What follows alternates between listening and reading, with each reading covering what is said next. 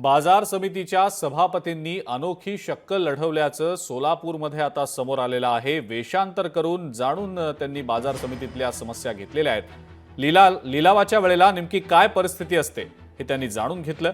व्यापारी शेतकऱ्यांसोबत कसे वागतात याची त्यांनी पाहणी देखील केली। सोलापूरच्या कृषी उत्पन्न बाजार समितीमध्ये शेतकरी माल विक्रीसाठी आल्यानंतर त्यांना नेमक्या कोणत्या अडचणी येतात, शेतकऱ्यांसोबत व्यापारी नेमकं कसं वागतात याची प्रत्यक्ष तपासणी करण्याच्या अनुषंगाने सोलापूर कृषी उत्पन्न बाजार समितीच्या सभापतींनी एक अनोखी शक्कल लढवली। बाजार समितीचे नूतन सभापती माजी आमदार दिलीप माने हे पहाटे 4:30 वाजता शेतकऱ्यासारखं वेषांतर करून दुचाकीवरून बाजारात पोहोचले।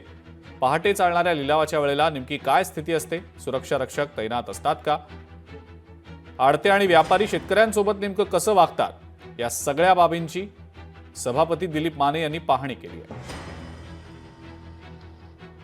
मालाचं संरक्षण करणं, आडत्याला पण सांभाळणं, हे सगळं बाजार समितीचे सभापती म्हणून एक आमच्या संचालक मंडळाची एक जबाबदारी आहे। एक जबाबदारीने आमच्यावर ही शेतकऱ्यांनी आम्हाला दिली, तर त्याच्या चांगल्या पद्धतीनं आपण नियोजन करून शेतकऱ्या मालाला भाव मिळावा, शेतकऱ्याची चोरी रोखावी आणि सारखे सारखे तेच ऐकण्यापेक्षा मी म्हणलं आपणच स्वतः जावं। त्यामुळं ह्या सगळ्या गोष्टी निदर्शनास आल्या। एक पाण्याचा थोडा प्रॉब्लेम आहे, काही वाहनाचा प्रॉब्लेम असतो, ते सगळे प्रश्न या सकाळच्या विजिटमधनं मला कळाले।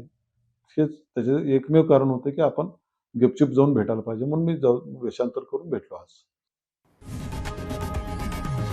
लोकशाही मराठी ऐका, पहा, जागरूक रहा।